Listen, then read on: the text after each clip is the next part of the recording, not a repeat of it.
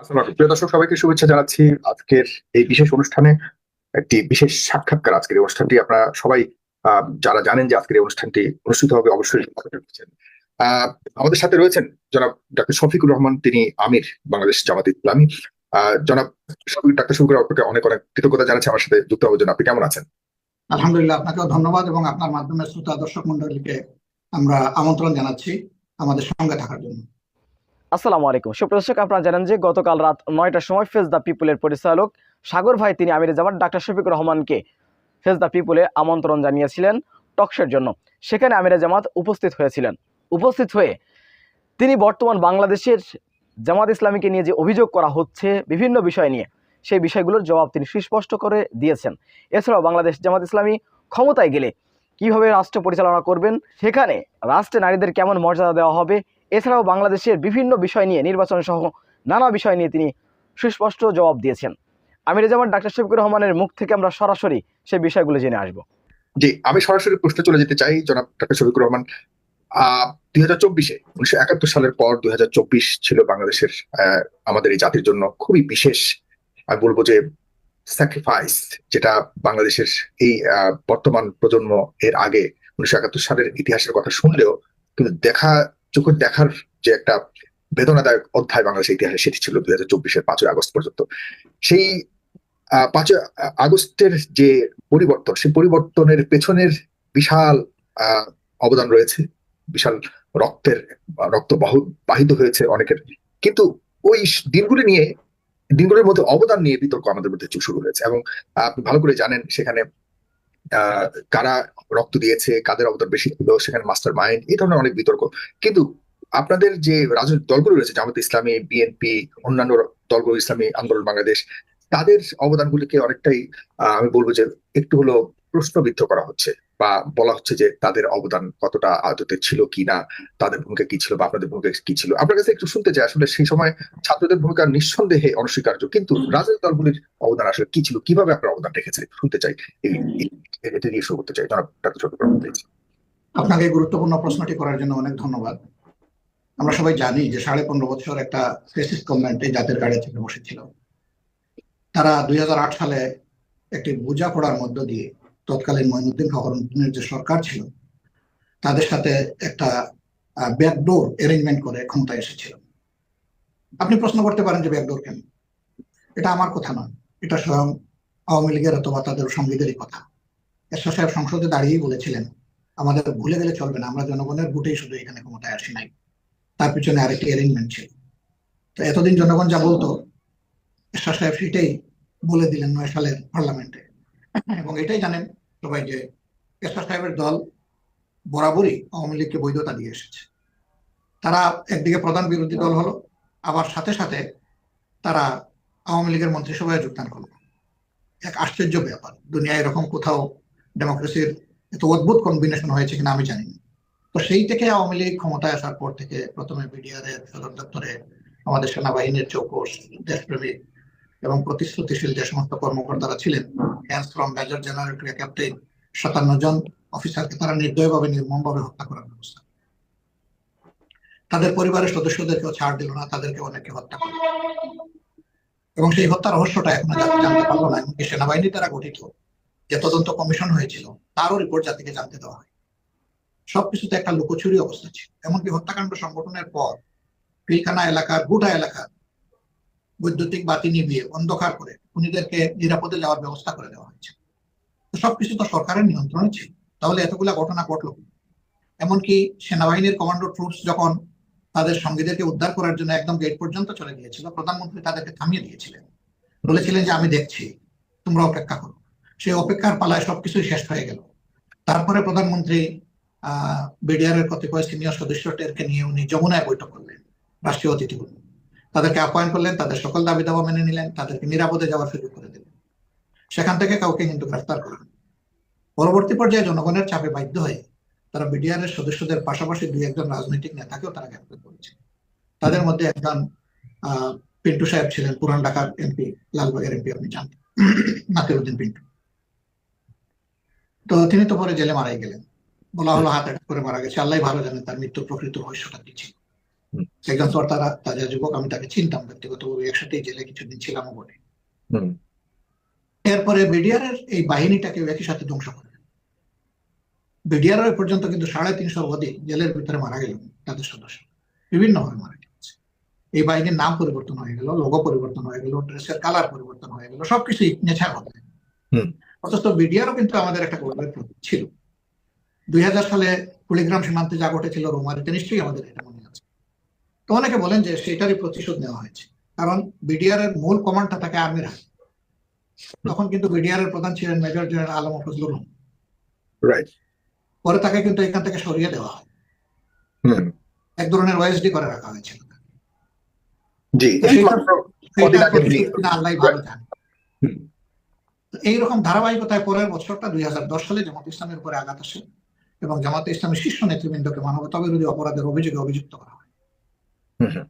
Credible কোনো সাক্ষী কিংবা তদন্ত রিপোর্ট তারা পেশ করতে পারেনি, সবকিছু গায়ের জোরে হয়েছে। সেই আদালত নিয়ে কি কেলেঙ্কারি হয়েছে সবাই জানে, এটা ওয়ার্ল্ড ওয়াইড এটা ক্রিটিসাইজড হয়েছে এবং সারা বিশ্ব বলতে গেলে এই বিচারকে প্রত্যাখ্যান করেছে। সরকারকে অনেক রিকমেন্ডেশন দিয়েছে, সরকার কিছুই কানে তুলেনি, যার কারণে আমাদের 11 জন শীর্ষ নেতাকে হত্যা করা হয়েছে, 5 জনকে ফাঁসি দিয়ে বাকিদেরকে জেলের ভিতরে তিলে তিলে। এই অন্যায়ের প্রতিবাদ করতে গিয়ে আমাদের 550-র মতো সহকর্মী জুলাই বিপ্লবের আগেই তারা মারা গেছেন। সরকার, আমাদের বেশ কিছু ভাই তারা গুম হয়েছেন, তাদের 2 জন ছাড়া কেউ ফিরে আসেন। তারা কোথায় আছে আমাদের পরিবারগুলো জানে না, আমরাও জানি, আল্লাহ ভালো জানে। এইভাবে খুনের নেশা চলতেই থাকলো।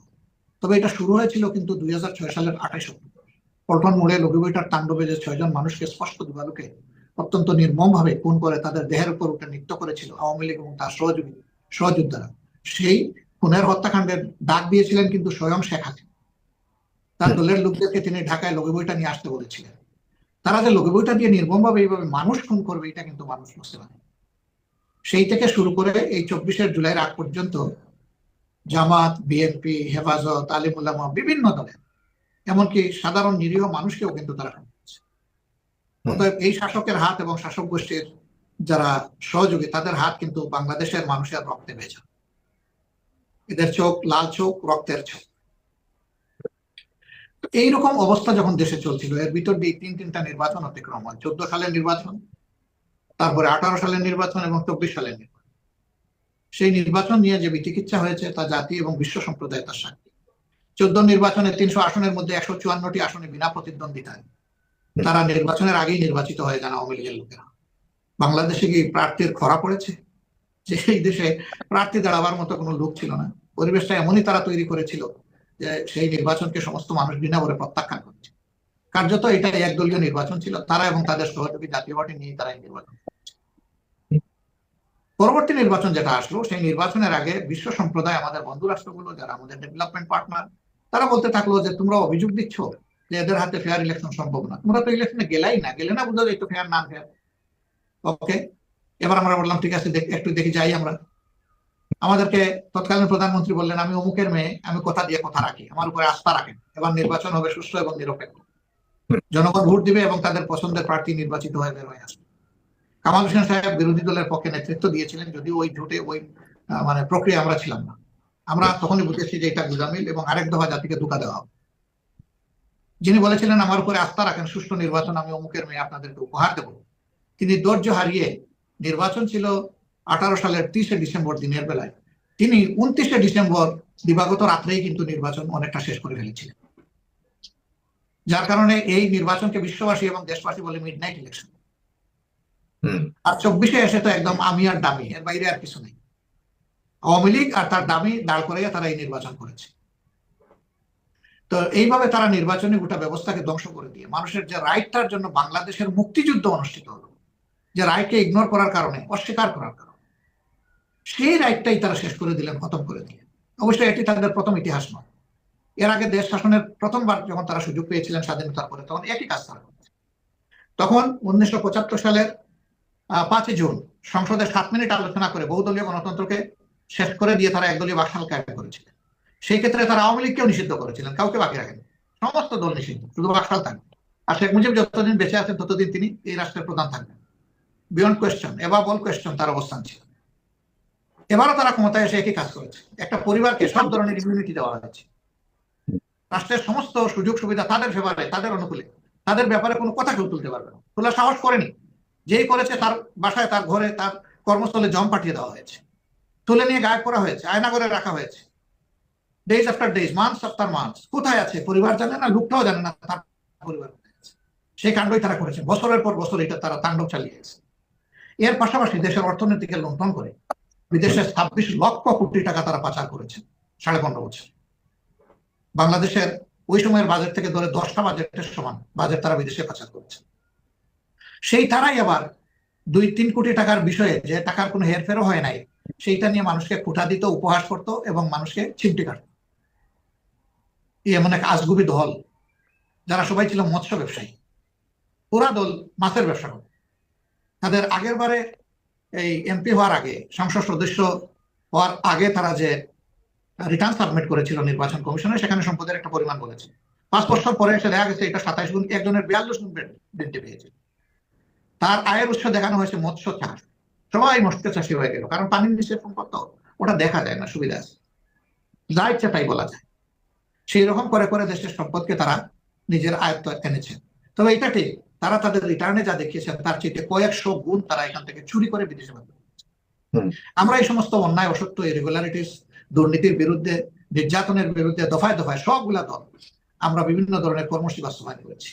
তাতে আমাদের অনেক ত্যাগ স্বীকার করতে হয়েছে, অনেক জীবন গিয়েছে, পঙ্গুত্ব বরণ করতে হয়েছে, ঘর বাড়ি ছাড়তে হয়েছে, চাকরি হারাতে হয়েছে, ব্যবসা আমাদের লটে উঠেছে। এই সমস্ত জিনিস স্বীকার করেও আমরা চেষ্টা করেছি, কিন্তু আনফরচুনেটলি আমরা এই আন্দোলনের সমাপ্তি টানতে পারি। আমাদের এই আন্দোলনের সমাপ্তিটা এই বছরের জুলাই মাসের 1 তারিখ থেকে ছাত্রদের তাদের কোটা সংস্কারের দাবিতে যে আন্দোলন গড়ে উঠেছিল, কার্যত তাদের নেতৃত্বেই শেষ সফলতাটা এই জাতি পেয়েছে। এই জন্য মূল কৃতিত্ব আল্লাহ রাব্বুল আলামিনের, যিনি এই যন্ত্রণা থেকে, জুলুম থেকে এই জাতিকে মুক্তি দিয়েছেন। জমিনের কৃতিত্ব এই দেশের 18 কোটি মানুষের, কারণ এই আন্দোলনে কিন্তু শুধু ছাত্ররা না, অথবা শুধু রাজনৈতিক দল না, আপামর জনসাধারণের সম্পর্ক হয়ে গিয়েছে। দেশে এবং প্রবাসে সর্বত্র আমরা একাকার হয়ে গিয়েছিলাম, আমরা একসাথে যুদ্ধ করেছি। আপনিও সেই যুদ্ধে শরীর ছিলেন, যে যেভাবে যার যার অবস্থা থেকে সর্বোচ্চ যুদ্ধটা করা হয়েছে। সেই যুদ্ধের মধ্য দিয়ে এই পরিবর্তনটা এসেছে। এখন আসলে কেউ কেউ কাউকে কাউকে মাস্টার মাইন্ড বলছেন, একাধিক ব্যক্তি কিন্তু এখন মাস্টার মাইন্ড হিসাবে আবির্ভূত হয়েছে। কিন্তু আমাদের দলটি সবচেয়ে বড় মজলুম দলটি, যে দলের শীর্ষ নেতাদেরকে এক এক করে 11 জন খুন করা হলো, অসংখ্য সহকর্মীকে খুন করা হলো, সবগুলো অফিস তালাবদ্ধ করে রাখা হলো বছরের পর বছর, এবং যেখানে আমাদের নিবন্ধন কেড়ে নেওয়া হলো, আমাদেরকে নিষিদ্ধ ঘোষণা করা হলো, আমাদের উপরে জুলুমের কোনো কিছু বাকি রাখা হয়নি। আমরা কিন্তু এ পর্যন্ত এর কোনো ক্রেডিট ক্লেম করিনি। যে আন্দোলন আমাদের অবদান, আমরাই মেইন অ্যাক্টর এখানে ছিলাম, এটা কখনো বলিনি এবং বলবো না। এটা যদি আমরা বলি তাইলে দেশবাসীকে সম্মান দেওয়া হলো না। গোটা দেশের জনগণ দেশে এবং প্রবাসে কোনো দলের মুখের দিকে তাকায়নি, না তাকাইয়া এই নির্যাতিত মজলুম মানুষ এক ছাতার নিচে এসে গিয়েছে। একটা ছোট বাচ্চা, 6 বছর 7 বছর বয়স, রাস্তায় নেমে সে আন্দোলনে শরিক হয়ে গেছে। বড়রা তাকে জিজ্ঞেস করছে, তুমি এখানে কেন? কই আমি আন্দোলন করতে আসছি। কেন আন্দোলন করবো? বলে যে আমার ভাইকে মারছে ওরা, আমি প্রতিশোধ নিতে আসছি। তোমার কোন ভাই? বলে আবু সাইদ। আবু সাইদ তোমার ভাই হয় কেমনে? কই আমার ভাই অবশ্যই, সে জনগণের জন্য আন্দোলন করে জীবন দিয়েছে, সে আমার ভাই। তুমি ছোট বাবু, তোমাকে যদি মেরে ফেলে মারবে, আমি শহীদ হয়ে যাবো, তোর মা বাবা কাঁদবে না? বলে না, বাবাকে বলে আসছি, মাকে বলে আসছি যে আমাকে যদি মেরে ফেলে তোমরা কেঁদো না, আমি শহীদ হব। এই যেখানে দেশের মানুষের আবেগ ছিল, অতিষ্ঠ হয়ে মানুষ যেখানে সবাই রাস্তায় নেমে এসেছে, এখন কাউকে যদি পার্টিকুলারলি আমরা বলি যে তিনি মাস্টার মাইন্ড ছিলেন, অথবা পার্টিকুলার কোনো দল বা অংশের যদি আমরা অবদানকে শীর্ষস্থানে ক্লেম করি, আমি মনে করি ভাই এটা কোনো সুবিচার হয় না। এই জন্য আমাদের সিদ্ধান্ত হচ্ছে যে আমরা এই ধরনের কোনো দাবি করবো। 2 নম্বর, এখানে অনেকে শহীদ হয়েছেন, আমাদেরকে অনেক সাংবাদিক জিজ্ঞেস করেছেন আপনার মতো যে আপনাদের কতজন শহীদ হয়েছেন। আমরা বলেছি যারাই শহীদ হয়েছে সবাই আমার, সবাই এই জাতীয়, তারা জাতীয় সম্পদ, তাদেরকে আমরা দলীয় পরিচয়ে পরিচিত করতে চাই না। এটা তাদের মর্যাদা হানি ঘটবে যদি দলীয় পরিচয় আমরা পরিচিত করতে চাই, বরঞ্চ তাদের মর্যাদাকে সর্বোচ্চ জাতীয় মর্যাদায় জাতীয় বীর হিসাবে আমরা দেখতে চাই। এমনকি যারা লড়াই করেছেন, বেঁচে আছেন, পঙ্গু হয়ে অথবা অক্ষত হয়ে, আহত হয়ে, যেভাবেই থাকেন, আমরা তাদেরকেও জাতীয় বীরের মর্যাদায় দেখি, সম্মানের ওই জায়গাটাই আমরা দেখতে চাই। এই জন্য আপনি যেটা বলেছেন যে এখানে কার কি অবদান ছিল, অবদান সবারই ছিল, কিন্তু এটাকে আমি পার্টিকুলারাইজ করা আমি সঠিক মনে করি। আপনাকে অনেক ধন্যবাদ। একটা চমৎকার একটা ইতিহাস কে আপনি টেনে এনে, আমার সেই ইতিহাস নিয়ে কোনো প্রশ্ন আপনার কাছে নাই। আমি এবার বর্তমানে কিছু বিষয় নিয়ে আপনার কাছে প্রশ্ন করতে চাই। সেটা হলো জামাত ইসলামীর বা আপনার দলের জনপ্রিয়তা দিন দিন বাড়ছে, এটি আমরা অনুভব করছি। নিঃসন্দেহে আপনারা সাম্প্রতিক ভূমিকাগুলিতে প্রশংসিত হচ্ছেন এবং মানুষ আপনাদের প্রতি সমর্থন দিচ্ছে, এবং পাশাপাশি দেখা যাচ্ছে যে আপনাদের রাষ্ট্র ক্ষমতায় আসবারও একটা সম্ভাবনা আপনাদের পক্ষ থেকে দাবি করা হচ্ছে, কিন্তু প্রগতিশীল মনা যারা আমাদের দেশে, তাদের উৎকণ্ঠাও কিন্তু বাড়ছে যখনই শোনা যাচ্ছে যে আপনারা আসবেন বা ক্ষমতার অংশীদার হবেন। অনেকে মনে করছে যে বাংলাদেশ আফগানিস্তান অথবা পাকিস্তান হতে যাচ্ছে। এই ভয়টা ভীতি কেন? দয়া করে বলুন। আসলে দেখেন, আমাদের বিরুদ্ধে অনেকগুলা প্রপাগান্ডাই সঠিক নয়। যেমন ভেরি রিসেন্ট প্রপাগান্ডার আমি উদাহরণ দিই। ভারতের কিছু মিডিয়া তারা ক্লেম করেছে যে বাংলাদেশের চিটাগাঙ্গের 2টা মন্দিরে জামাত ইসলামের লোকেরা আগুন দিয়ে পুড়িয়ে দিয়েছে। হয়তো আপনিও জেনে থাকবেন। এই ধরনের মিস ইনফরমেশনের ভিত্তিতে ব্রিটেনের একজন এমপি তিনি হাউস অফ কমন্সে এরকম একটা মিথ্যা তথ্য দিয়ে বক্তব্য রাখছেন আমাদের ক্ষেত্রে। আমরা আজকেও ব্রিটিশ হাই কমিশনারের সাথে দেখা করে এসেছি। আমরা একটা প্রতিবাদ লিপি তার হাতে তুলে দিয়েছি এবং আমরা বলেছি যে ইন্টারন্যাশনাল একটা প্রোব বডি আসুক, তদন্ত করুক, আমরা সর্বাত্মক সহযোগিতা দেব। যদি তার সত্য প্রমাণিত হয় তাইলে রাষ্ট্রের যে কোনো সিদ্ধান্ত আমরা মাথা রাখব এবং আমরা বলেছি যে এই চ্যালেঞ্জ নেওয়ার জন্য আমরা প্রস্তুত। দেখেন এই রিসেন্ট ঘটনা। এখন ফ্যাক্ট চেকার যারা আছেন অথবা রিউমার স্ক্যানার যারা আছেন তারা বলতেছে যে এই ঘটনা বাংলাদেশের কোনো ঘটনাই না, এটা পার্শ্ববর্তী একটা দেশের। একটা জায়গায় গরুর ফার্মে অ্যাটাক করা হয়েছে, সেটা দেখানো হয়েছে যে ইসকনের গরুর ফার্মে দেশের মুসলমানেরা অ্যাটাক করেছে, অথচ এই ঘটনা কিন্তু ভারতের মুসলমানদের গরুর ফার্মে উগ্র কিছু লোক অ্যাটাক করেছে। সেই ঘটনাকে ঘুরিয়ে তারা বাংলাদেশের উপর ফেলে দিয়েছে। এই রিসেন্ট ঘটনাগুলোকে যেহেতু আপনার টুইস্ট করা গেল, পরিবর্তন করে দেওয়া গেল, গত 53 বছরে অব্যাহতভাবে জামাত ইসলামের বিরুদ্ধে যে সমস্ত অপপ্রচার চালানো হয়েছে, চাণক্য ফর্মুলা অনুযায়ী 100 বার অসত্য কথা বললে মানুষ কনফিউশনে পড়ে গিয়ে বলে হয়তো বা এটা সত্য, নাইলে 100 জন লোককে মিথ্যা বলতে পারে। আর একটা প্রবাদ চালু আছে, যার ওঠে তার কিছু হলেও ঘটে। তাইলে এত কিছু বলা হচ্ছে, হয়তো এর পিছনে কোনো কিছু আছে। কারণ আমাদের বিরুদ্ধে এই আতঙ্কের কারণ থাকে, আতঙ্কের কারণ তারা নিজেই, তাদের অপপ্রচার। আপনি যদি একটা পক্ষকে প্রগতিশীল বলেন, প্রগতিশীল মানে হচ্ছে যে তারা একটা পরিচ্ছন্ন দেশ চাইবেন, দুর্নীতিমুক্ত একটা দেশ চাইবেন, গতিশীল একটা দেশ চাইবেন, যেখানে যুবকরা উচিত সঠিক শিক্ষা নেবে, শিক্ষা নেওয়ার পরে তারা তাদের হাতগুলোকে কর্মীর হাতে পরিণত করবে এবং দেশ গড়ার কাজে তারা অংশগ্রহণ করবে, যার যার যোগ্যতা অভিজ্ঞতা অনুযায়ী দেশ গড়ার কাজে অবদান রাখবে, যেখানে ন্যায় বিচার প্রতিষ্ঠিত থাকবে, যেখানে গাছতলা এবং পাঁচতলার ব্যবধান হবে না, মানুষের সম্পদের একটা ভারসাম্য যেখানে বহাল থাকবে, প্রত্যেকটা শিশু জন্ম নেওয়ার পরে তার স্বাস্থ্য সেবা পাওয়ার অধিকার, তার শিক্ষা পাওয়ার অধিকার, তার বেড়ে ওঠার অধিকার, সবকিছু সে ভোগ করবে। যদি ধনী সন্তান হয় তার মা বাপের কেয়ারে হবে, যদি অভাবী মানুষের সন্তান হয় রাষ্ট্রের কেয়ারে সে বেড়ে উঠবে। এরকম একটা দেশকেই তো আপনি আমি প্রগতিশীল দেশ বলি। এটা যদি তারা চেয়ে থাকেন তাহলে এই কোন জায়গাটায় জামাত ইসলামের পিছনে তারা যদি বলতেন একটু আশা করে আমাদের জন্য ভালো। এটা অন্য কিছু নয়, এটা আদর্শিক কারণ। তারা আমাদের কর্মের, পরিকল্পনার, পরিচ্ছন্নতার, আমি যদি আপনাকে একটু বলি, আপনারা করতে পারেন নাই বলে তারা ওই অপপ্রচার রাষ্ট্র নিয়ে মানুষের মনে ভীতি সৃষ্টি করছে। জি, আমি যদি একটা পয়েন্টের মধ্যে সবচেয়ে বেশি মানুষের ফোকাস এবং সবচেয়ে বেশি আলোচনা সমালোচনা হয়ে থাকে, সেটা হলো নারীদের বিষয়টা। আপনারা ক্ষমতায় আসার মানে হলো নারীরা ঘরে ঢোকা, আপনার ক্ষমতায় আসা মানে হলো নারীদের জন্য চলাচলের সীমানা সংকুচিত হওয়া। এটি কি আপনি অস্বীকার করবেন কিনা? না, আমি এটাকে স্বীকার করবো কেন? দেখেন, রাসূল করিম সাল্লাল্লাহু আলাইহি সাল্লামের আদর্শই আমাদের আদর্শ। আমরা নতুন কোনো আদর্শ বানাইনি। তিনি দি হান্ড্রেডস এর প্রথম লোকটা, তিনি লেখক যিনি, তিনি তো মুসলমান ছিলেন। আপনি জানেন সেই দার্শনিকের কথা। তিনি কেন তাকে 1 নম্বরে এনেছেন? তিনি বলেছেন যে তার মাধ্যমে দুনিয়া যে ন্যায় বিচার পেয়েছি, সোশ্যাল জাস্টিস পেয়েছি, এটা অন্য কারো মাধ্যমে দুনিয়া কখনো দেখেন। আমরা তো সেই পথ ধরে আগাচ্ছি। তার এই জাস্টিসটা নারী পুরুষ নির্বিশেষে, জেন্ডার কোনো ডিসপ্যারিটি সেখানে ছিল না।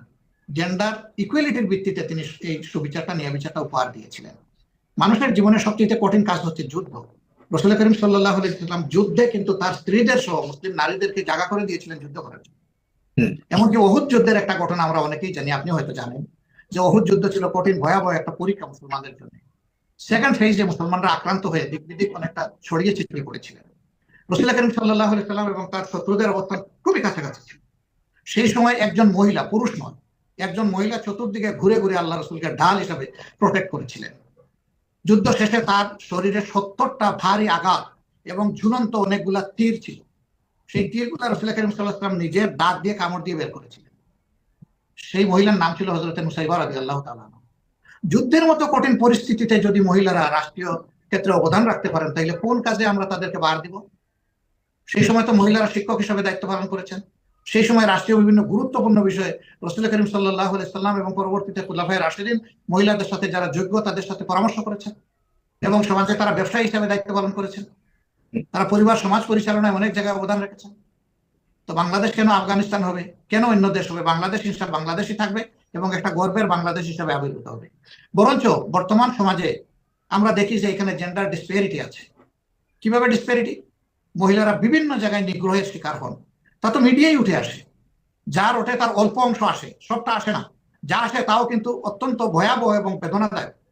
ওরকম একটা জাস্ট সোসাইটি যদি কায়েম হয়, আমরা যেটা স্বপ্ন দেখি, তাহলে ইনশাআল্লাহ মহিলারা শুধু অবদান রাখবেন না, তারা with dignity and security, full security তারা তাদের অবদান রাখবেন ইনশাআল্লাহ। এবং সেদিন ওই রাষ্ট্রের নাগরিক হয়ে তারা গর্ববোধ করবে। হ্যাঁ, কিন্তু আমরা তো তাদেরকে ঘরে বন্ধ রাখার কোনো প্রশ্নই ওঠে না। হ্যাঁ, আমাদের মহানবী সাল্লাল্লাহু আলাইহি সাল্লামের প্রথম স্ত্রী যিনি একজন ব্যবসায়ী ছিলেন তৎকালীন সময়, কিন্তু আজকে কি আমরা সেটা আমরা ভাবতে পারি যে জামাত ইসলামের কোন একজন নেতা কোন একজন নারী ব্যবসায়ীর অধীনে কাজ করবে? সেটা তো আমরা দেখি না, কারণ এখন তো নারীদের কে আমাদের মাঝে আছেন তো, নাই না। এবং কর্মক্ষেত্রে আমরা নারী পুরুষ দেখি না, আমরা দেখি যোগ্যতা। আজকেও একটা মিডিয়ার সাথে আমার কথা হচ্ছিল, তো একজন বললেন যে নারী অধিকার সম্পর্কে আমি একটু জানতে চাই। আমি বললাম আপনি কি পুরুষ অধিকার অস্বীকার করবেন? আমরা তো নারী পুরুষ উভয়ের অধিকার আমরা এস্টাবলিশ করতে চাই। যার যার অবস্থানে তার সামর্থ্য অনুযায়ী তাকে সর্বোচ্চ জায়গাটি করে দেওয়া হচ্ছে রাষ্ট্রের দায়িত্ব। আমারও ছোট দুই একটা প্রতিষ্ঠানের সাথে সম্পর্ক আছে, সেখানে আমরা কোনো জেন্ডার এন্ড রিলিজিয়ন ডিসপ্যারিটি করি না।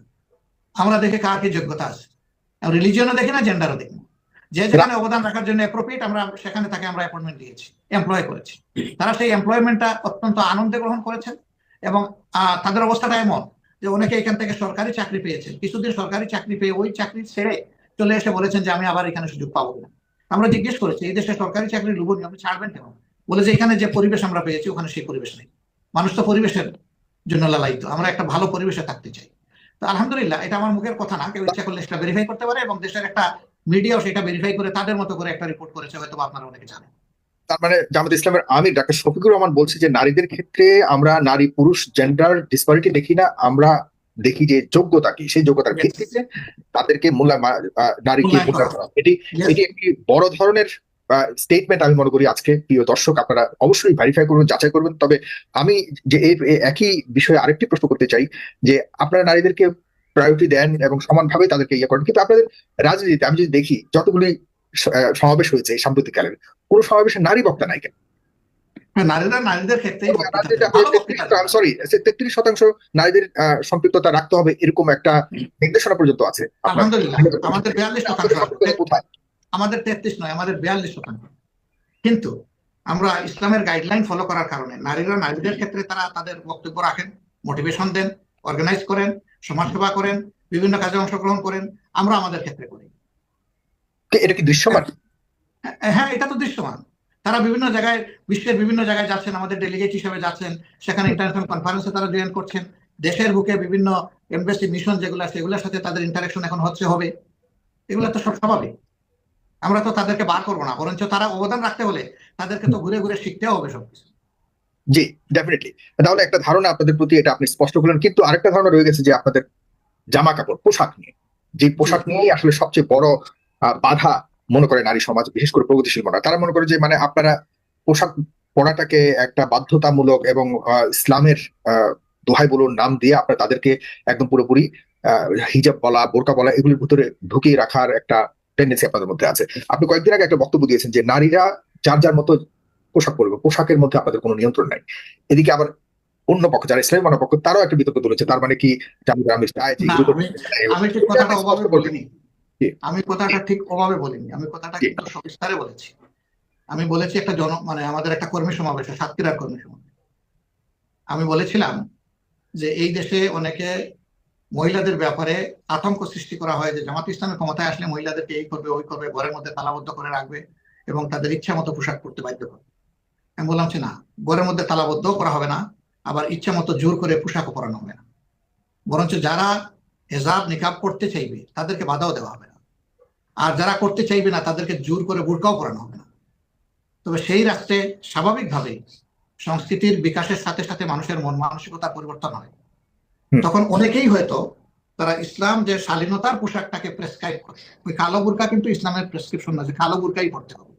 ইসলাম বলেছে শালীন পোশাক পরতে হবে, বড় চাদর গায়ে দিতে হবে এবং চেহারার যে সৌন্দর্য এটা প্রকাশ করে না বেড়ানো। এর মাঝে ক্ষতি মন্দ সেই বিতর্কে আমি এখন যাচ্ছি না, দুনিয়া অনেক কিছু এই ব্যাপারে এখন ভুক্তভোগী, আমি ওই দিকে যাচ্ছি। আমি বলতেছি যে ইসলাম একটা ডেফিনেশন দিয়েছে আল্লামে হাকিমে কোরআন শরীফে সেই ডেফিনেশনটা এসেছে।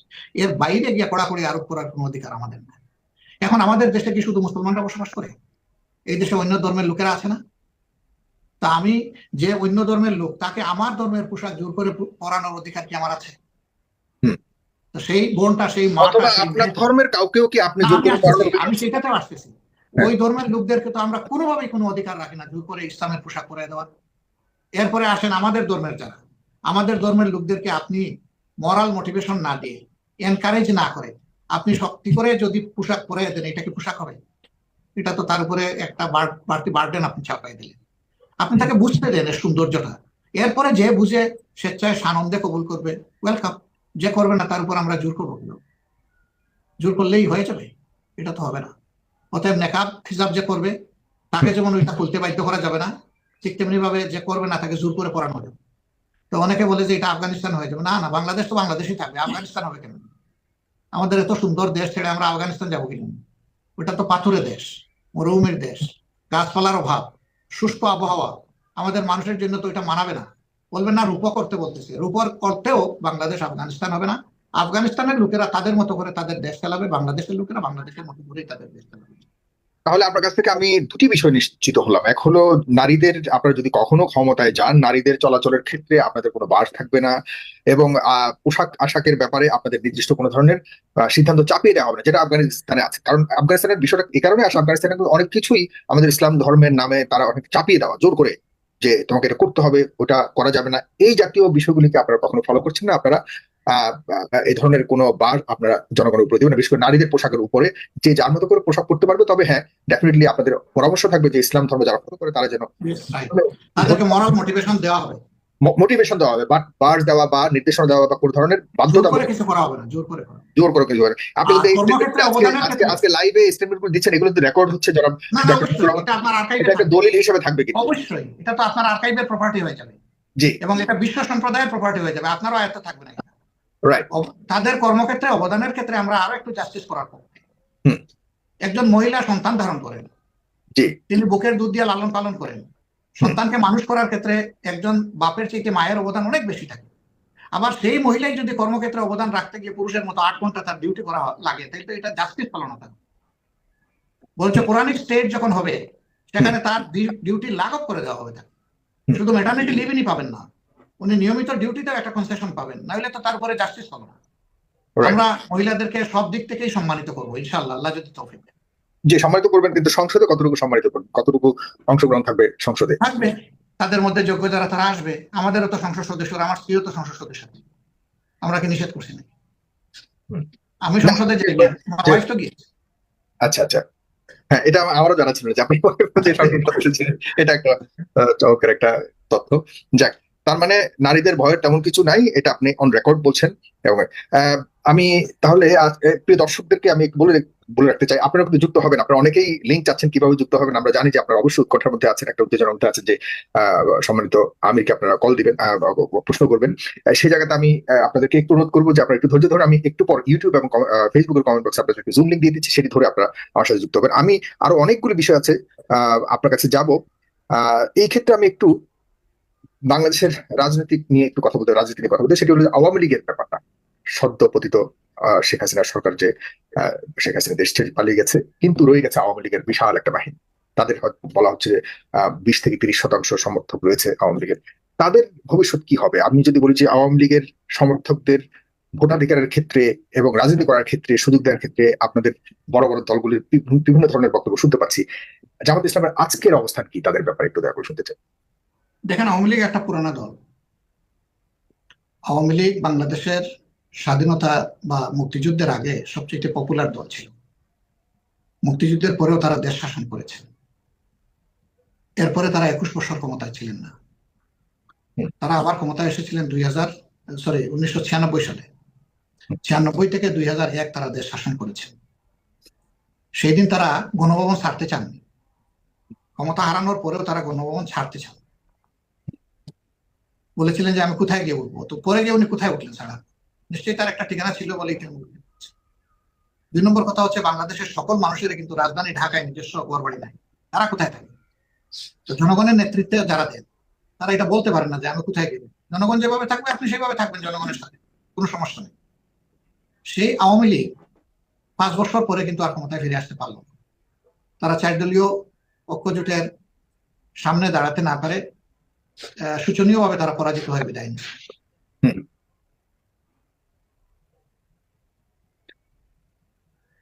প্রিয় দর্শক, আমার কাছে মনে হচ্ছে কিছু একটা সমস্যা হয়েছে। আমাদের ডাক্তার শফিকুর রহমানের ছবিটা আমি দেখতে পাচ্ছি না, হয়তো ওপাশ থেকে কোনো একটা সমস্যা হয়েছে, হয়তো ডিভাইসের চার্জ অথবা কোনো একটা সমস্যা আছে। আপনারা আছেন, অবশ্যই থাকুন। আমাদের অনেক লম্বা আজকে আলোচনা হবে এবং এই আলোচনার মাধ্যমে আমরা অনেক কিছুই জানবার চেষ্টা করব।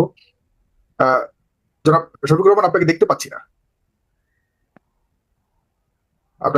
না, আপনি ক্যামেরাটা অন করতে হবে। আমার কাছে মনে হচ্ছে ওখানে কিছু একটা সমস্যা হয়েছে, দেখা যাচ্ছে। প্রিয় দর্শক, অনুষ্ঠানটিকে শেয়ার করুন। আজকে এত গুরুত্বপূর্ণ কথা হয়েছে এবং ডক্টর শফিকুর রহমান এত গুরুত্বপূর্ণ স্টেটমেন্ট গুলি দিয়েছেন। তিনি নিজেই বলেছেন যে হ্যাঁ, এই অনুষ্ঠানটি একটা দলিল হিসেবে কাজ করবে।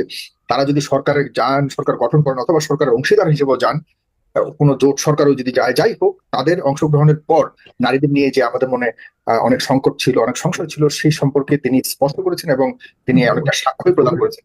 আমরা বিশ্বাস করি এই কথাগুলি তিনি রাখবেন, তার দল রাখবে, তার যে সমর্থকরা রয়েছে, বিভিন্ন স্তরের নেতাকর্মী রয়েছে, তারাও এই বিষয়গুলিকে অবশ্যই ফলো করবেন এবং সেই হিসেবে আমরা আমাদের আজকের স্টেটমেন্ট অনুযায়ী আমরা ভেরিফাই করবো ভবিষ্যতে। জি, ক্যামেরাটা একটু ঠিক করতে হবে। হ্যাঁ, মাঝখানে ইন্টারনেট ডিসকানেকশন হয়েছিল। আপনি কি আমাকে শুনতে পাচ্ছেন? এখন শুনতে পাচ্ছি, কিন্তু ক্যামেরাটা একটু মনে হয় উল্টো হয়ে আছে। একটু দয়া করে ক্যামেরাটা ডিভাইসটাকে একটু ই করতে বলুন। এটা খুলেই ঠিক করে।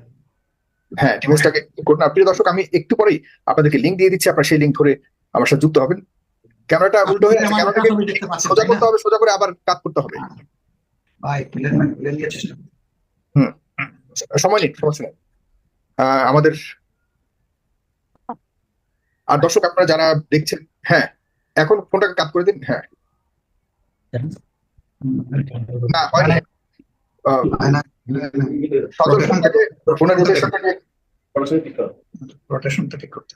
রোটেশনটাকে ইয়ে করে ঠিক করতে হবে। আপনার টেকনিক্যাল টিম চেষ্টা করছে। হ্যাঁ, সজল,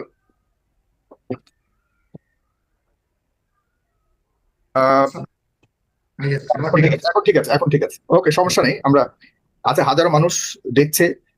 আপনার আশা করি আপনি সবগুলো প্রশ্নের উত্তর, মানুষের মনের কথাগুলি আপনি মানুষের মনের মধ্যে অনেক চলে গেছে, কিন্তু তাদের লোকেরা রয়ে গেছে। মানে বুঝতেছি না যে আমাদের এই ক্যামেরার উপরেও বেশিরভাগের কোনো থাবা পড়লো। জি, থ্যাংক ইউ। এখন আমরা কন্টিনিউ করতে পারি। জি, উত্তরটা দিচ্ছিলেন। প্রশ্নটা কি ছিল জানি? মানে এই যে আওয়ামী লীগের তাহলে রাজনীতি করতে অধিকার নিয়ে, কারণ বিএনপি একরকম বলছে, আপনারা একরকম বলছেন। আওয়ামী লীগ কিন্তু আপনি যেটা বলছেন যে তাদের এখন কি হবে, এটা আওয়ামী লীগকে ডিসাইড করতে দেন আর জনগণকে ডিসাইড করতে দেন। আওয়ামী লীগ আগে ডিসাইড করুক তারা আদৌ কোনো ইলেকশন চায় কিনা, ইলেকশনে বিশ্বাসী কিনা, গণতন্ত্রে বিশ্বাসী কিনা, ভোটে বিশ্বাসী কিনা, রাষ্ট্রের সিস্টেম কিপিং এ বিশ্বাসী কিনা, সংবিধানকে মানার ক্ষেত্রে তারা আন্তরিক কিনা। তারা তো প্রমাণ দিতে পারেনি, বরঞ্চ ক্ষমতা থেকে পালিয়ে যাওয়ার পরেও প্রতিদিন কিন্তু তারা আমাদেরকে ডিস্টার্ব করছে, যেটা আপনার মিডিয়া এবং অসংখ্য মিডিয়া উঠে আসতেছে। মিথ্যা প্রপাগান্ডা সারা দুনিয়ায় ছড়িয়ে বাংলাদেশের বদনাম করা, বাংলাদেশকে অপমানিত করা, বাংলাদেশের ভিতরে আনরেস্ট সৃষ্টি করা, বিভিন্ন উপসর্গ তৈরি করা। তারা তো এগুলা চালিয়ে যাচ্ছে। এটা তো গণতন্ত্রের পথ নয়। তাদের এই সমস্ত কার্যকলাপের মাধ্যমে তারা প্রমাণ করছে যে তারা আসলেই গণতন্ত্র কিংবা নির্বাচনে বিশ্বাসী। জনগণের উপর তাদের কোনো আস্থা নেই। আমি আওয়ামী লীগের মধ্যে অবশ্যই তাদের মধ্যে কিছু বিবেকবান লোক থাকতেও পারে।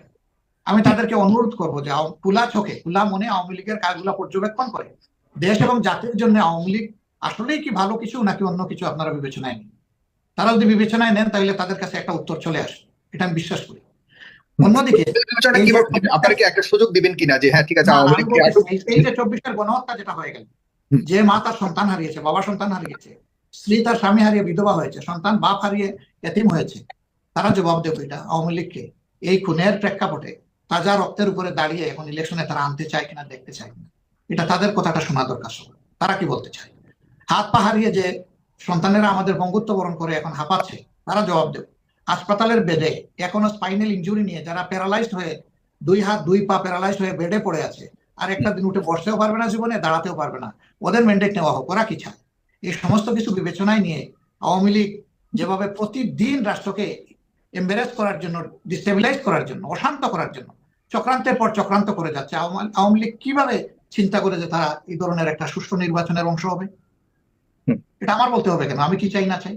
কিন্তু তারা কিন্তু আমরা সাংগঠনিক ভাবে আপনি বলেছেন ক্ষমা করে দিয়ে আমরা দিতে চাই, আমরা ক্ষমা করে দিলাম, মানে আপনি কি না, বলতে চাচ্ছেন যে তাদের এটাও রাজনীতি করার একটা অধিকারটা শুধু মিসকল্পনা আহত হয়েছে। নিহতের পরিবাররাই সিদ্ধান্ত নেবে, কিন্তু রাজনৈতিক ভাবে আপনাদের রাজনৈতিক দলগুলো আসলে কি চায়? না রাজনৈতিক ভাই, দলগুলো কি ওই চায়? যে আগের যে কথাটা বলেছেন আমরা তাদেরকে ক্ষমা করে দিয়েছি, এই কথা আমি কখনো বলি। আপনি বলবেন তাহলে মিডিয়া কিভাবে আসলো? রাইট। মিডিয়ার মতো করে এটা প্রচার করেছে। এখনো কিন্তু সেই ভিডিও আমাদের ইয়েতে আপলোড করা আছে, ফুল ভিডিওটা আমাদের ফেসবুকে আছে, আমাদের ওয়েবসাইটে আছে, আপনি যদি ইউটিউবে আছে, সেখানে যদি আপনি যান দেখবেন যে আমি আওয়ামী লীগের নাম একটা বারও নেই, মুখে নেইনি। সেই একই বক্তব্যে টুইস্ট করে বলা হয়েছে আমি সাধারণ ক্ষমা ঘোষণা করেছি। ওই সাধারণ ক্ষমা শব্দটাও আমি মুখে আনিনি, কারণ এটা আমার প্রপার্টি নয়। একটা দেশে সাধারণ ক্ষমা ঘোষণা করার একমাত্র অথরিটি হচ্ছে সেই দেশের প্রেসিডেন্ট, যিনি রাষ্ট্রপ্রধান হবেন। সরকার প্রধানও এটা পারে না, এটা রাষ্ট্রপ্রধানের দায়িত্ব অথবা অধিকার। আমি কি রাষ্ট্রপ্রধান যে আমি এটা করে দিতে পারি? আমি এই কথা বলিও নাই, এটা কোনো প্রশ্নই ওঠে না। তাহলে আমি কি ক্ষমা করে দিয়েছি? আমি যে জিনিসটা ক্ষমা করে দিয়েছি সেটা হলো সংগঠন হিসেবে জামাতের কয়েকটা অধিকার হরণ করা হয়েছে, আমাদের বিরুদ্ধে মিথ্যা মামলা দিয়ে নাজেহাল করে নেতৃবৃন্দকে খুন করা হয়েছে, দলটাকে কলঙ্কিত করা হয়েছে, অফিস বন্ধ রাখা হয়েছে, আমাদের নিবন্ধন কেড়ে নেওয়া হয়েছে, আমাদেরকে নিষিদ্ধ করা হয়েছে। প্রথমটা বাদ দিয়ে আমি বলেছি যে বাকিগুলোর দলের সাথে সম্পর্ক, আর প্রথমটা হলো সংশ্লিষ্ট পরিবারের সাথে সম্পর্কিত যাদেরকে খুন করা হয়েছে। আমাদের স্যাপ দলের সাথে যেটা সম্পর্কিত আমরা বলছি এর কোনো প্রতিশোধ দিব না, এটা আমরা ক্ষমা করি। প্রতিশোধ নেওয়ার মানে হচ্ছে আইন হাতে তুলে নেওয়া। কিন্তু যাদেরকে খুন করা হয়েছে, পার্টিকুলার যে অপরাধ করেছে, আমরা বলেছি প্রত্যেকটা অপরাধের বিচার হওয়া উচিত। ভিকটিম কিংবা ভিকটিম ফ্যামিলি তারা যদি আইনের আশ্রয় নেয় আমরা তাদেরকে সর্বাত্মক সহযোগিতা দেবো, এটা আমাদের নৈতিক দায়িত্ব এবং আমরা দিয়েও চলছি। আসলে আমার বক্তব্যটা শর্তহীন ছিল না, ওইটা শর্তযুক্ত বক্তব্য ছিল, কিন্তু সেটাকে মেলাফাইট করা হয়েছে, এটা দুঃখজনক। জি, তাহলে আওয়ামী লীগের মানে পক্ষ থেকে তো আমরা শুনেছি আওয়ামী লীগের খুব গুরুত্বপূর্ণ নেতা বলেছে যে আমরা ক্ষমা চাইতে রাজি আছি, আমাদের সেই সুযোগ আপনি এইভাবে বলেন নাই, আপনি গুরুত্বপূর্ণ যে নেতার কথা বলছেন, তার শব্দটা এরকম ছিল না। তার শব্দটা ছিল যদি আওয়ামী লীগ অপরাধ করে থাকে তাইলে ক্ষমা চাইতে রাজি আছি। দেখেন এখানে দুইটা শব্দ আছে, একটা অপরাধ আর একটা ভুল। ভুল হলো আনইনটেনশনাল, যেটা এটা প্রমাণ হয়, বোঝা যায় যে এটা ভুল। ভুল করে মানুষ যদি মাপ চায় এটা মাপ পাওয়ার উপযুক্ত সে, কিন্তু অপরাধ করে তাকে বিচারের মুখোমুখি হতে হবে। অপরাধের পরে মাপ চাইলে হবে না। অপরাধ করে একজনকে খুন করে বললো যে আমি মাপ চাই, হবে না। তাকে বিচারের মুখোমুখি হয়ে এই নির্দিষ্ট অপরাধের শাস্তি তাকে ভোগ করতে হবে। এটা হচ্ছে ন্যায় বিচারের দাবি, এটা সভ্যতার দাবি, এটা মানবতার দাবি। তাহলে তা না হলে ওই ধরনের অপরাধ করতেই থাকবে অপরাধীরা, আরো বেশি দ্বিগুণ উৎসাহ করবে যদি এরকম সস্তা মাপ চাইয়া বেঁচে যায়। এখান থেকে এ সুযোগ নেই, তো দুনিয়ার কোনো আইনের সুযোগ নেই, আল্লাহর আইনেও সুযোগ নেই। অবশ্যই তার অপরাধের জন্য তাকে শাস্তি পেতে হবে। হ্যাঁ, কিন্তু রাজনৈতিক অপরাধ যখন কঠোর করে সেই শাস্তি দেয় হলো জনগণ, সেই জনগণ শাস্তি দেওয়ার ক্ষেত্রে তো আপনার জনগণের কাছে সেই পরিবেশ আপনি দিতে হবে, সেই একটা উপায় দিতে হবে যে জনগণ সিদ্ধান্ত নিক যে তাদেরকে কি রাজনীতি রাখবে নাকি। তার বাইরে গিয়ে আপনারা বিএনপি এবং জামাত ইসলামকে সিদ্ধান্ত নিতে পারেন কিনা যে আসলে তারা কি রাজনীতি করবে কি করবে না। সেই জন্য যেটা এটা হলো একটা নির্বাচন পদ্ধতির মাধ্যমে গণতান্ত্রিক সরকার, যেহেতু আমাদের গণতান্ত্রিক নিয়ম যেহেতু আমাদের দেশে রয়েছে, সেই সুযোগটাকে দেওয়া উচিত। শাস্তি শুধু জনগণ দেয় না, শাস্তি আদালতও দেয়। দুইটা শাস্তি হয়, আদালতে সুনির্দিষ্ট অভিযোগের বিচার হয়ে শাস্তি নিশ্চিত হয়, আর জনগণের ময়দানে শাস্তিটা হয় অথবা মুক্তিটা হয় তার ব্যালটের মাধ্যমে। যে দলকে সে ভালোবাসে সেই দলকে সে তার ব্যালটে ভোটটা দিয়ে তার পক্ষ নেয়, আর যে দলকে ঘৃণা করে সেই দল থেকে দূরে থাকে, দলকে শাস্তি দেয়, সেটা জনগণের শাস্তি। কিন্তু আদালতের শাস্তি যদি না থাকে, কোনো দেশে যদি আইনের শাসন না থাকে, ন্যায় বিচার প্রতিষ্ঠিত না থাকে, কিসের আপনার ইলেকশন আর কিসের সভ্যতা? কোনো সভ্যতাই তো টিকবে না, সব তো এলোমেলো হয়ে যাবে। অর্থাৎ আমরা তো চাই যে তাদের বিচারটা আগে হোক, যাতে আগে তাদের বিচারটা দেখুক, এরপরে যদি তারা বিচারে নির্দোষ প্রমাণ হয় বাংলাদেশের রাজনীতি করুক, অসুবিধা নেই আমাদের। তো কিন্তু এটা তো আপনি বললেন যারা অপরাধ আপনাদের চোখে বা আদালতের চোখে, তো তাদের তো প্রায় 25 বা 30% সমর্থক গোষ্ঠী রয়েছে, বাকিদের অবস্থা কি হবে? বাকিরা কি তার মানে অপরাধ যে করে আর অপরাধকে যে সমর্থন করে তাদের ডিফারেন্স থাকে। আওয়ামী লীগের কেউ কি বলছে অপরাধের সময় যে তোমাদের এই অপরাধের সাথে আমরা নাই? কেউ প্রতিবাদ করেছে? হ্যাঁ, আওয়ামী লীগের পতনের পর কেউ কেউ বলতেছেন। এটা তো মরণোত্তর বিচারের মতো বিষয়টা, তখন বলেননি কেন? এখনকার বলাটা এটা যে আসলে জনগণকে আরেকটা বিপদে ফেলা, ধোঁকা দেওয়ানো, এটা বুঝবো কিভাবে? তখন কেন বললেন না? আপনি যদি আওয়ামী লীগের মন্দ নীতি পলিসির সমর্থক না হয়ে থাকেন, খুনের গুমের লুণ্ঠনের সহযোগী না হয়ে থাকেন, তো তখন প্রতিবাদ করেননি কেন? আপনি কেন বললেন না তখন যে দল কোনো ব্যক্তির নয়, গোষ্ঠীর নয়, দল আপামর জনগণের, কর্মী সাধারণের, আমরা কর্মীরা এই সমস্ত অপরাধের সাথে নাই? যদি এরকম কেউ বলে থাকে সে রাজনীতি করবে, অসুবিধা নেই।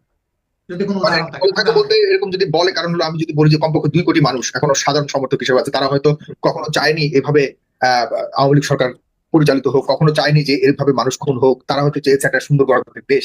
এখন তাদের চাওয়াটা তো আর এভাবে কারো কাছে বলে কয়েও তার চাওয়া আপনার উপস্থাপন করা যায় না।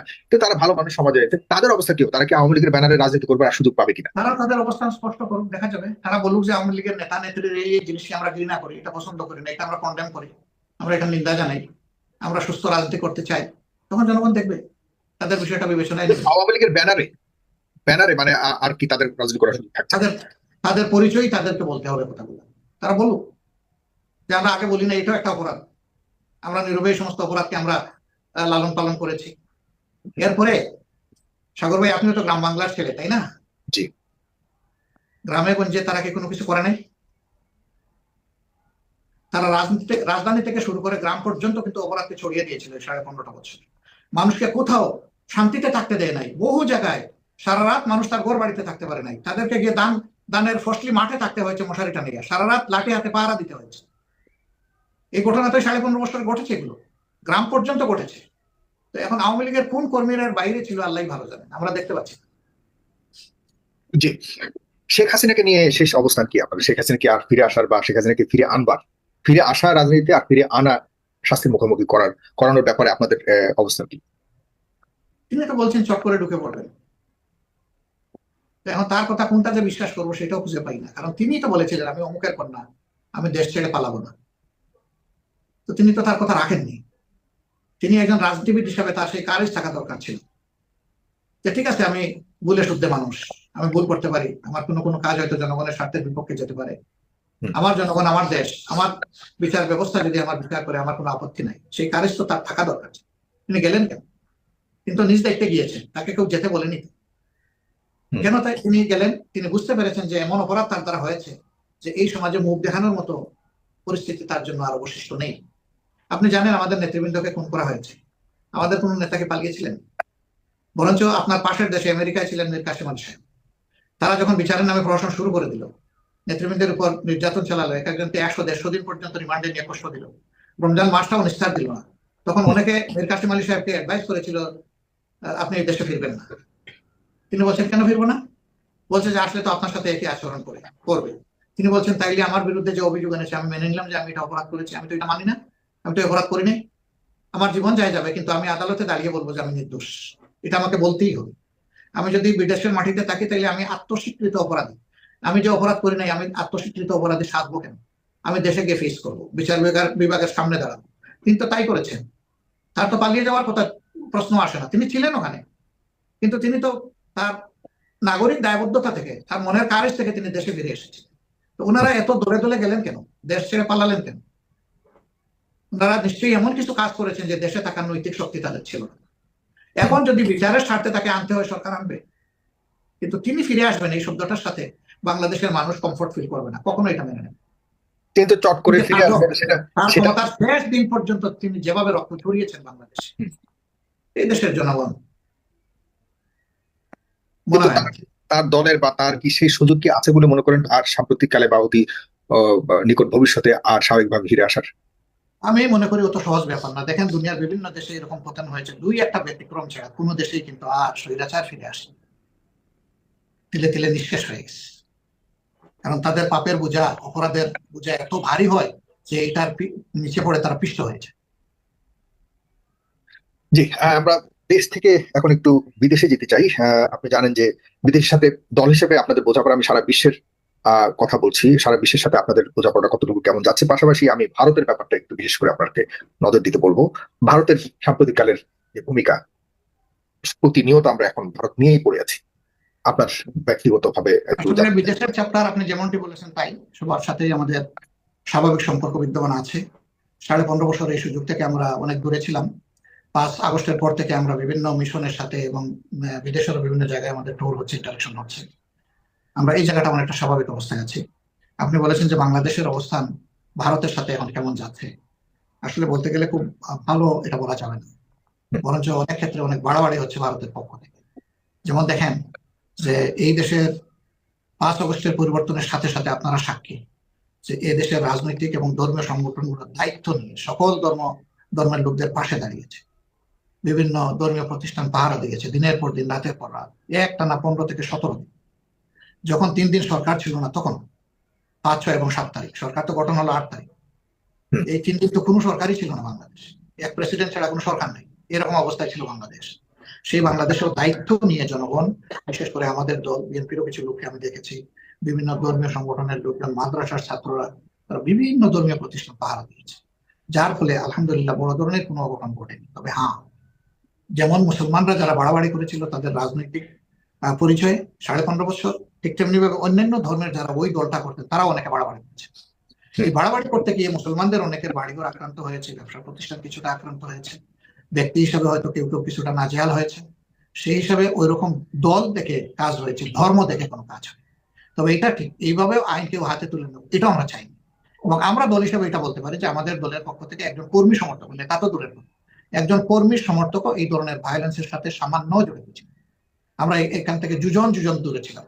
আমরা কোনো চাঁদাবাজি করিনি, আমরা কোনো দখলদারি বসাইনি, আমরা মানুষের উপর জুলুম করিনি, আমরা মামলা দিতে গিয়ে শত শত মানুষকে আমরা আসামি বানাইনি। আমরা যতটুকু জেনুইন আমরা ততটুকুই করেছি, এর বাইরে যাইনি। আমরা দেশবাসীকে অনুরোধ করেছিলাম যে দেশটা আমাদের সবার, দল ধর্ম নির্বিশেষে, আসুন দেশের শান্তি শৃঙ্খলায় আমরা সবাই নাগরিকরা আমরা দায়িত্বশীল ভূমিকা পালন করি। এর কারণে আলহামদুলিল্লাহ বাংলাদেশে এত বড় পরিবর্তনের পর বড় কোনো অঘটন ঘটেনি। তারপরেও 2-1টা জীবনহানি যেটা ঘটেছে সেটার জন্য আমরা দুঃখিত, কিন্তু সেখানে তো কোনো অন্য ধর্মের লোক মারা যায়নি, যারা মারা গিয়েছে সব মুসলমান। অথচ ভারত কি প্রচার করছে? ভারত মিডিয়ার চোখে সেই ব্যাপারে ভারত প্রতিদিন মিথ্যা প্রপাগান্ডা চালাই যাচ্ছে যে এই দেশে বোধহয় এমন ভাবে অন্যান্য ধর্মের লোকদের উপর আঘাত করা হচ্ছে, কেউ বোধহয় আর বাঁচবে না, সবাই বোধহয় মারা পড়বে। এখন তো দেশের ভিতর থেকেই আপনার মিডিয়াও সাক্ষী, অনেকে তার প্রতিবাদ করছেন, অনেকে মিছিল বের করে বলেছেন আমরা শান্তিতে থাকতে চাই, ভারত আমাদের শান্তি কেড়ে নিচ্ছে। উল্লেখযোগ্য মিছিলটা বের হয়েছে ঢাকা বিশ্ববিদ্যালয়ের জগন্নাথ হল থেকে, আপনারা সেটা দেখেছেন এবং আপনার মিডিয়া এটাকে কভার করেছে। সেই ছেলেরা বের হয়ে কি বলেছে? তারা বলেছে যে ভারতের এই অপচেষ্টার নিন্দা জানাই, আমরা প্রতিবাদ জানাই। এর মাধ্যমে বাংলাদেশের সকল ধর্মের মানুষেরা কার্যত তারা যে সবাই শান্তিকামী, শান্তিপ্রিয় এটা প্রমাণ করছে, আর ভারত আমাদের শান্তি কেড়ে নেওয়ার চেষ্টা করছে। তো আমাদের প্রতিবেশী দেশের কাছে তো আমরা সুপ্রতিবেশী সুলভ সহযোগিতা চাই, আচরণ চাই। তারা আমাদের একটা ডেপুটি হাই কমিশন তারা ভাঙচুর করলো, সেখানে আমাদের পতাকার অবমাননা করলো, আমরা তো তার প্রতিশোধ বাংলাদেশে নেইনি এবং আমরা এটা নেওয়ার সঠিক মনেও করি না। আমরা মনে করি যে আন্তর্জাতিক যে কনভেনশন আছে সেই কনভেনশনকে তারা ভায়োলেট করেছে, অসম্মান করেছে। একটা দেশের পতাকাকে অপমান করা মানে একটা দেশকে অপমান, এটার অধিকার কোনো দেশ রাখে না। ভারত কিভাবে এটা করে? তার জন্য আনুষ্ঠানিকভাবে ভারত এখনো কোনো দুঃখ প্রকাশ করে নাই, ক্ষমা চায়। তারা বরঞ্চ তাদের মিশন চালিয়েই যাচ্ছে, ইসকনকে তারা উৎসাহ দিচ্ছেন। অথচ সেই ইসকনের হাতে চট্টগ্রাম আদালতে একজন তরুণ আইনজীবী, সরকারি সহকারী কৌশলী নির্মম ভাবে অত্যন্ত ব্রুটালি কিল্ড হওয়ার পরেও তিনি হয়তো জানেন যে আমাদের দলের একজন লোক ছিলেন। আমরা সবাইকে বলেছি ভাই শান্ত থাকতে হবে, এটা একটা পাতা ফাঁদ, এ ফাঁদে আমরা পা দেব না, আমরা কারো এজেন্ডা বাস্তবায়ন করতে দেব না।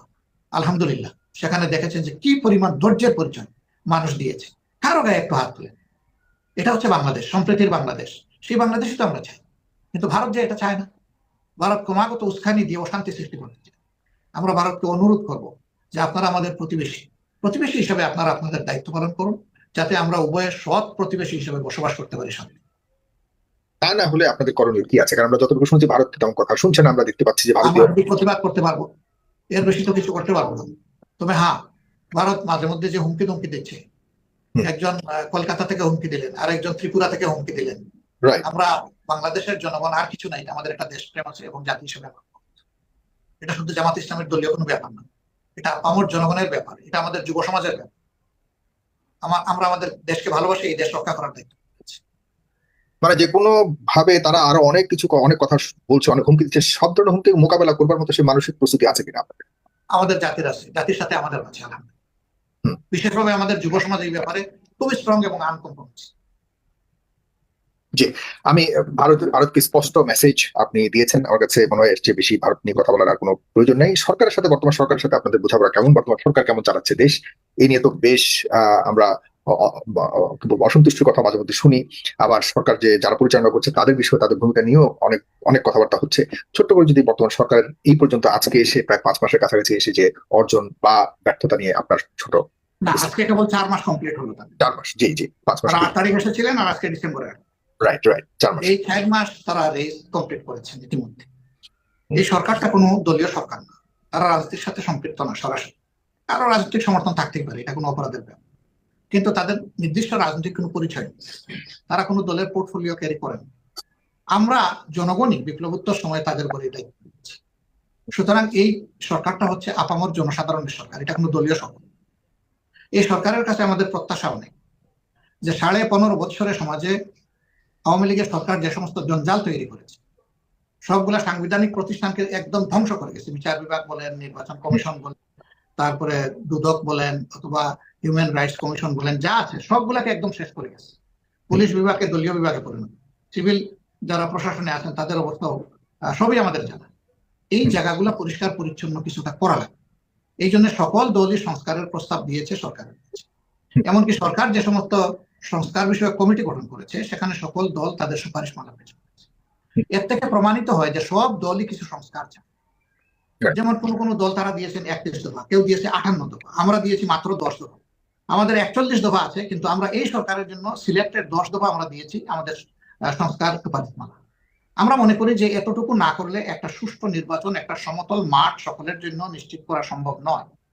তাহলে সেখানে আবার পেশি শক্তি এবং অর্থ শক্তির খেলা হবে, সেখানে অসুস্থ প্রতিযোগিতা হবে। তো এত রক্ত গেল বৈষম্যহীন একটা সমাজ পাওয়ার আকাঙ্ক্ষা নিয়ে, একটা জাস্ট সোসাইটি বা একটা ন্যায় বিচারপূর্ণ সমাজ পাওয়ার আকাঙ্ক্ষা নিয়ে, একটা মানবিক সমাজ গড়ে তোলার আকাঙ্ক্ষা নিয়ে। সেখানে যদি আবার সেই একই জিনিসের পুনরাবৃত্তি হয়, তাহলে শহীদদের প্রতি আমরা সম্মান দেখালামটা কোথায়? এটা তো একটা ভাইটাল কোয়েশ্চেন। দেশবাসী চায় যে মিনিমাম কিছু সংস্কার হতেই হবে। আমাদের বক্তব্য হচ্ছে এই মিনিমাম সংস্কার শেষ হওয়ার সাথে সাথেই রোডম্যাপ ঘোষণা করা হবে, এবং সেই রোডম্যাপের ভিত্তিতে একটা সুষ্ঠু নির্বাচন আয়োজন করা প্রয়োজন, যাতে বর্তমান সরকার সুষ্ঠু নির্বাচন আয়োজন করে নির্বাচিত সরকারের হাতে ক্ষমতাটা দিয়ে তারা স্ব অবস্থানে সম্মানের সাথে ফিরে যেতে পারেন। তাদেরকে যেন আবার সেফ এক্সিটের এই প্রশ্নটা না উঠে, যেমন উঠেছিল আপনার 2007 এবং 2008 সালে, সেরকম কোনো পরিস্থিতি যাতে না হয়। জি, কিন্তু সেরকম পরিস্থিতিতে না হওয়ার যে আকাঙ্ক্ষা করছেন, সেখান পর্যন্ত যেতে হলে তো কিছু করণীয় তাদের আছে, যেটা আপনি বললেন যে সংস্কার, কিছু বেসিক সংস্কার করতে হবে। সেটা করতে গেলে যে সময় প্রয়োজন, সেই সময়টাকে আপনারা দিতে চান কিনা? কারণ আপনারা সবাই নির্বাচন আমরা দিতে চাই। আমরা বলতে গিয়ে বলেছি যে তাদেরকে যৌক্তিক সময়টুকু আমরা দিতে চাই। এই যৌক্তিকটা কতটুকু? কারণ সংস্কারের যেমন শেষ নাই, আর যৌক্তিকতারও কোনো আমি দেখতে পাচ্ছি না যে যৌক্তিকতা নির্দিষ্ট কোনো ফ্রেম নাই, নির্দিষ্ট কোনো ফ্রেম নাই। এই তো রাইট, উপদেষ্টাদের পক্ষ থেকে বিভিন্ন জন বিভিন্ন কথা বলছেন, তবে 2-1 জন ছাড়া বাকিরা কাছাকাছি কথা বলছে।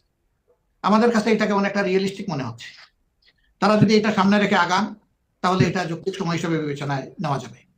কিন্তু যদি কেউ আমরা আবার বেশি চাপ দিয়ে তাদেরকে একটু তাড়ার মধ্যে ফেলে দিই, তাইলে ওই কাঙ্ক্ষিত সংস্কারটা করা সম্ভব হবে না। আবার সংস্কারের জন্য যদি ইচ্ছাকৃতভাবে তারা অনেক বেশি সময় নিয়ে ফেলতে চান, সেটাও দেশের জন্য কল্যাণকর হবে না। এই জন্য আমরা মনে করি যে এটা খুব বেশি সময় নেওয়া প্রয়োজন হবে না। তারা রিফর্মে যে হারটা দিয়েছে, 2 বছরের কথা বলেছে, কেউ বলেছে 2 বছর, আবার কেউ বলে যে 2 বছর পরেও বিবেচনা করা হবে। আসলে কি প্রয়োজনীয় সংস্কারগুলো করা হয়েছে না, তখন কার উপরে বিবেচনা করা হবে নির্বাচন দেয়া কি যাবে কি না যাবে না? আপনি এই সময়টার ব্যাপারে আপনার মোরলেস কি ধরনের আইডিয়া আপনি দিতে চান? আমরা দলীয়ভাবে যেহেতু এটা এখনো ঘোষণা করি নাই, পার্সোনালি আমার বলাটা এটা ঠিক হবে না, তবে আমি ইঙ্গিত দিয়েছি যে যারা এই ধরনের কথা বলছেন আমাদের চিন্তাধারা তার কাছাকাছি। আচ্ছা, ফ্যান্টাস্টিক। তার মানে 2 বছরের কাছাকাছি আপনার সময় দিতে চান। বাকি রইল আপনার নির্বাচনটাকে কিভাবে চান, নির্বাচনটা কি ধরনের? 2 বছর কিন্তু এখন থেকে না, আবার এই 2 বছর আমি বলছি না, যদি এর থেকে কম সময় সম্ভব হয় সেটাই হওয়া উচিত। 2 বছর থেকে কম হলেই ভালো, সেটা বলতে। আচ্ছা, এখন নির্বাচনের কি ধরনের নির্বাচন আপনারা চাচ্ছেন, কি পদ্ধতিতে যদি বলি নির্বাচন? কারণ একটা ইতিমধ্যে একটা বিতর্ক উঠেছে যে আসলে সংখ্যানুপাতিক হারে নির্বাচন নাকি সেই আমাদের চিরচেনা পদ্ধতিতে নির্বাচনটা হবে। আপনার চিরচেনা পদ্ধতিতে আমরা নির্বাচনটা দুটো কারণে চাচ্ছি না। একটা কারণ হলো যে এই পদ্ধতিতে আসলে জনগণের ভোটের সঠিক মূল্যায়ন হয় না। একজন পেয়েছে 41,000 ভোট আর একজন পেয়েছে 39,000, অথবা 500 ভোট কম পাইছে কিংবা 3 ভোট কম পাইছে। যিনি 3 ভোট বেশি পেয়েছেন তিনি নির্বাচিত ঘোষিত হচ্ছেন, কিন্তু 3 ভোট কম যে হাজার হাজার ভোট, তার কিন্তু আর ভোটের কোনো মূল্যায়ন থাকছে না। This is number 1। নাম্বার 2 হলো যে বর্তমান পদ্ধতিতে নির্বাচন হওয়ার কারণে আপনারা বেদনাদায়ক ভাবে মাঝে মাঝে দেখি যে কোনো সংসদ সদস্যকে তার ছেলে অথবা মেয়ে একটা স্ক্রিপ্ট লিখে দিয়েছে যে আম্মা অথবা আব্বা আজকে এইটা গিয়ে তুমি পড়বা সংসদে। তিনি এসে বাংলাটাও পড়তে পারেননি, অথচ একজন সংসদ সদস্যের পজিশন হচ্ছে তিনি হচ্ছেন ল মেকার, আইন প্রণেতা। যিনি বাংলাতে 2টা লাইন পড়তে পারছেন না, তিনি রাষ্ট্রকে আইন উপহার দিবেন। তার মানে হচ্ছে যে এখানে কোয়ালিটি কম্প্রোমাইজ করা হয়েছে, এখানে বিভিন্ন কারণে হয়তো উনি এসে গেছেন। এটা আত্মীয়তার সূত্রে, প্রপার ভোট দেওয়ার বিষয়টাকে যদি আপনি নিশ্চিত করতে পারেন, জনগণকে যদি আপনি সচেতন করতে পারেন, এখানে কোনো কোয়ালিটি পার্লামেন্ট গঠন করতে ভোট দাও। জি, বর্তমান সিস্টেমে কোয়ালিটি পার্লামেন্ট আসছে না। যদি পিআর সিস্টেমে যাওয়া যায় তাইলে সবগুলা দল তাদের একটা তালিকা জাতির সামনে পেশ করবে যে আমার যদি একজন নির্বাচিত হয় তাইলে একজন এই ব্যক্তি, 1 নম্বর ব্যক্তি, 10 জন হইলে 1 থেকে এই 10 থাকবেন। তখন জাতি বিবেচনা করতে পারবে যে এরা কারা, যাদের হাতে আমি আমার দেশ তুলে দিব।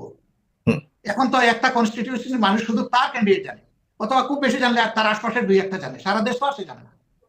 কিন্তু সেই সিস্টেমে কিন্তু সারা দেশ জানার সুযোগ হয়ে যাবে যে কোন পার্টি কিভাবে করতেছে।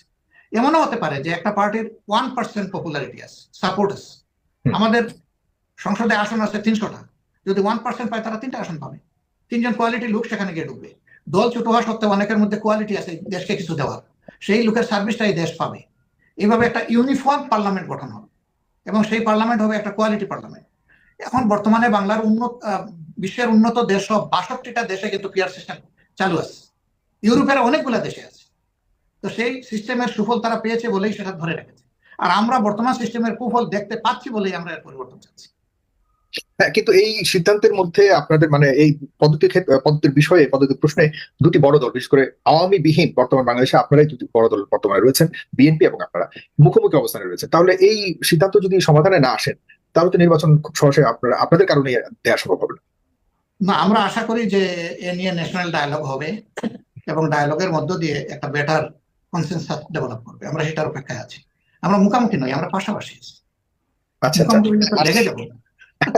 আচ্ছা, চমৎকার। ঠিক আছে, আপনার সাথে আপনার কাছে জানি যে আপনি একদম চমৎকার উত্তর দিবেন, কিন্তু তবুও মানুষের মনে সংশয় এখনো আছে যে বিএনপির সাথে বা অন্যান্য রাজনৈতিক দলগুলোর সাথে জামাত ইসলামের সম্পর্ক কেমন।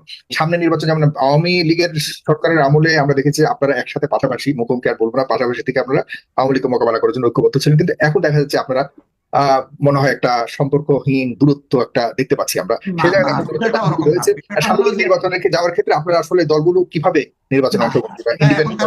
2022 সাল পর্যন্ত আমাদের জোট ছিল, 22 সালের পরে আমাদের আর কোনো জোট নেই। আমরাও কোনো জোটে নাই, বিএনপিও কোনো জোটে নাই। এই বড় দুই দলের কথা বলতেছি। আপনি বড় দল বলেছেন তাই বললাম, আমার কাছে ছোট বড় নাই, আমি সব দলকে সম্মান করি। তো বাকি যে দলগুলো আছে তাদের মাঝে আবার কতিপয় ক্ষেত্রে কিছু জোট আছে, বিদ্যমান আছে, কিন্তু আমাদের দুইটা দলের নেই। আমরা কোনো জোটের অন্তর্ভুক্ত না। দল দুইটা আলাদা, দুই দলের আদর্শ আলাদা, কিন্তু দেশের কমন স্বার্থে আমরা সবসময় একসাথে কাজ করেছি, এটাই আমাদের ইতিহাস। আমরা এই ক্ষেত্রে শুধু বিএনপি আর জামাত, আমরা তো চাই সকল দল দেশের স্বার্থের যে কমন জায়গা আছে সেখানে আমরা সবাই কমন থাকবো, ঐক্যবদ্ধ। যেমন সেদিন আমাদের মাননীয় প্রধান উপদেষ্টা যে আমাদেরকে দাওয়াত দিলেন, সেখানে সবাই মিলে আমরা একই সাথে ইকো করেছি যে দেশের স্বার্থে আধিপত্যবাদের বিরুদ্ধে, ষড়যন্ত্রের বিরুদ্ধে আমরা এই অঙ্গীকার আমরা করে এসেছি। এই আওয়াজ আমরা, মেসেজ আমরা দেশবাসীকে দিয়েছি, বিশ্ববাসীকে দিয়েছি। এরপরের দিনে বিভিন্ন ধর্মের লোকদেরকে নিয়ে একসাথে তারাও একই আওয়াজ দিয়েছে। এই জায়গাগুলোতে আমাদের ঐক্য আছে, চিন্তার ঐক্য আছে, কোনো সমস্যা নেই। বাট কৌশলের দিক থেকে ভিন্নতা থাকবে, কারণ দল দুইটা আলাদা বা আলাদা আলাদা অনেকগুলা দল। এটা নিয়ে এর চাইতে বড় ভাবার কোনো প্রয়োজন আছে আমরা মনে করি না। তবে আমরা মনে করি সবকিছু একটা ফেয়ার এবং উদার ন্যাশনাল ডায়ালগের মাধ্যমে আমরা অবশ্যই জাতীয় ঐক্যে বুঝতে পারবো।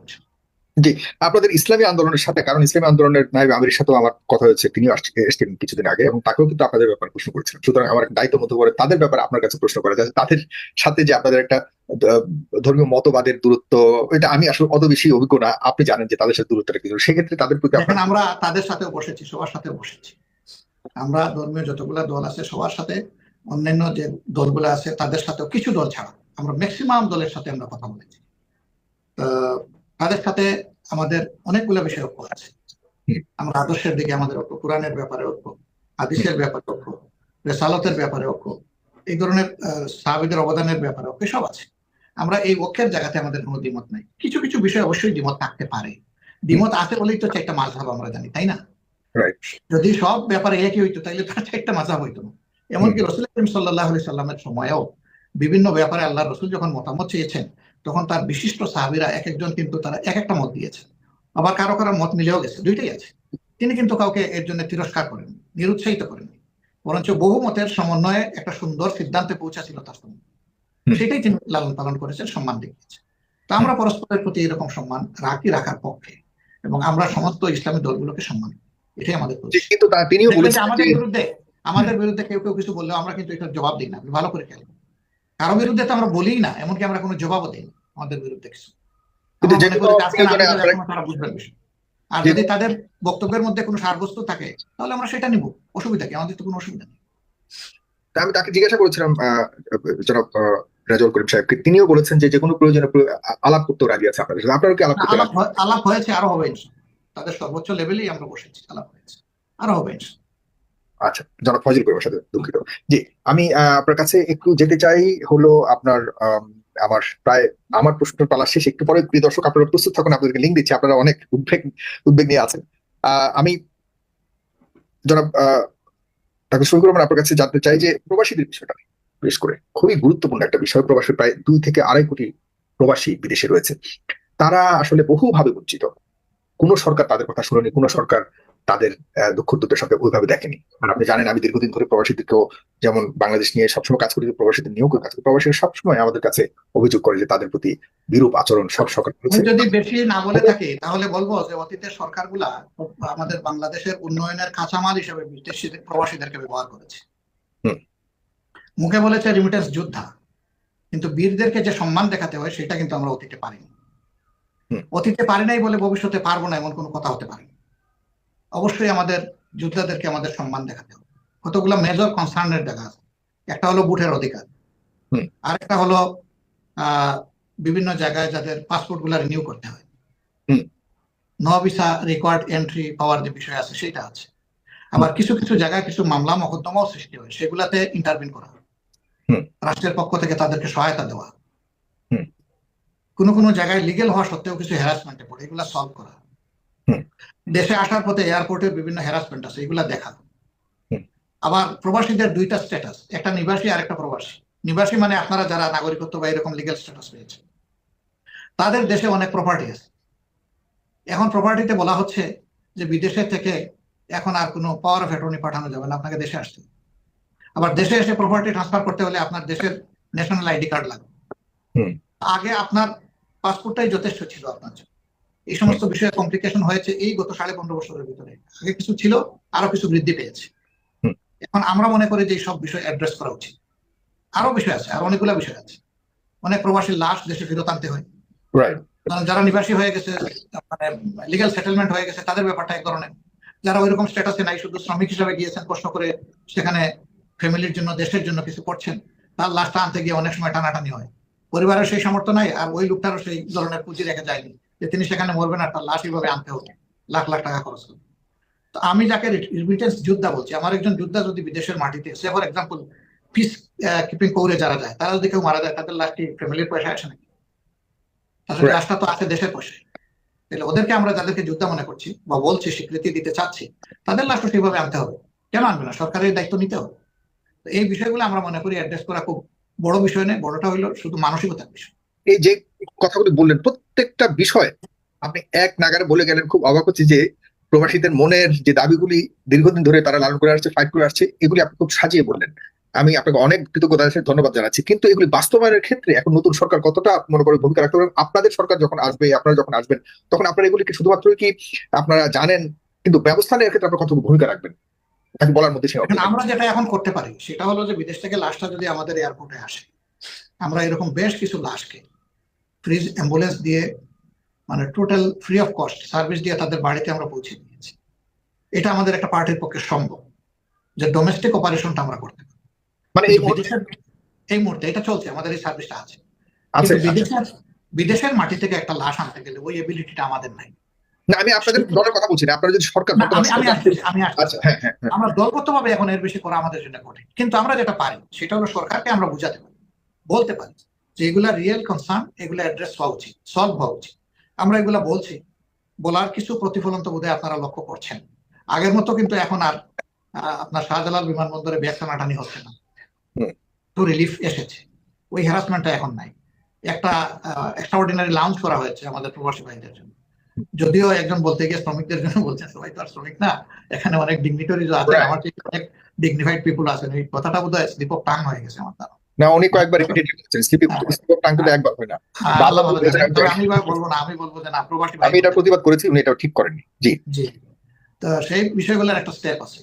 ইলেকশন ভোটে অন্তর্ভুক্ত করার জন্য বর্তমান সরকার, আমি যতটুকু জানি, তারা সিরিয়াস।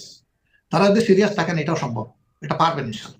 এটা 1-2 মাসের ব্যাপার। একটা ভোটার লিস্টকে আপডেট করা, প্রবাসী ভাইদের বন্ধুদেরকে ইনক্লুড করা, এটা কোনো হার্ড ম্যাটার না। এবং ভোট দেওয়ার জন্য তারা দেশেও আসতে হবে, এটাও জরুরি। তারা পোস্টাল ব্যালটে অথবা তারা ইলেকট্রনিক ব্যালটে পাঠিয়ে দিবে, অসুবিধা কি? হুম।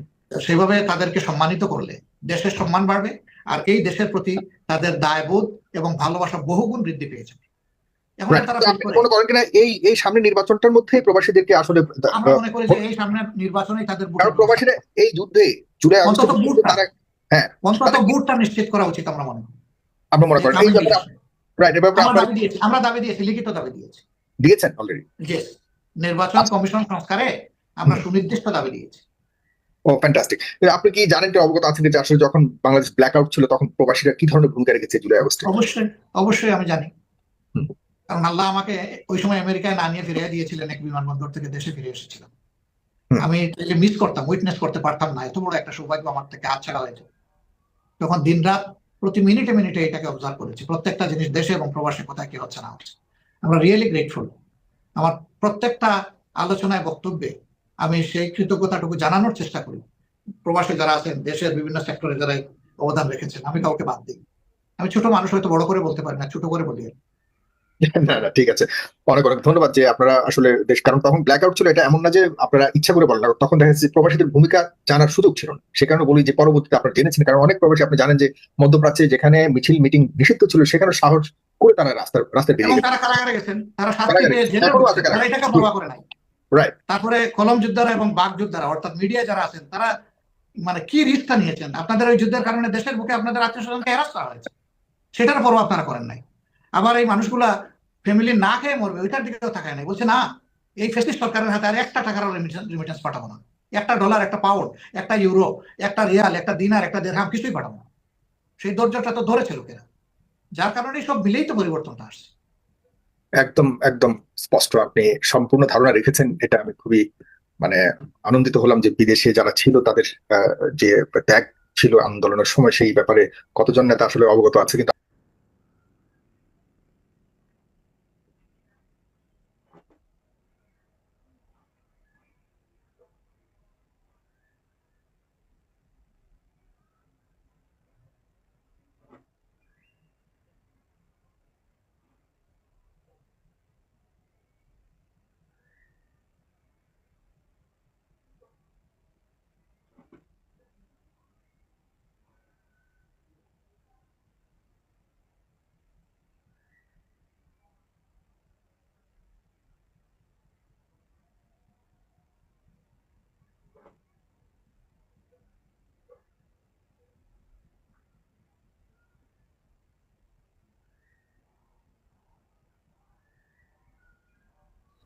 সুপ্রিয় দর্শক, আমি রেজামান ডাক্তার শফিকুর রহমানের আজকের এই টক শোটি আপনারা কিভাবে দেখছেন অবশ্যই আপনাদের মূল্যবান মন্তব্য জানাবেন। সবসময় সত্য নির্ভেজাল তথ্য পেতে স্বাধীন বাংলা ইউটিউব চ্যানেলটি সাবস্ক্রাইব করে আমাদের সাথে থাকুন। আসসালামু আলাইকুম রহমতুল্লাহি ওয়া বারাকাতুহু।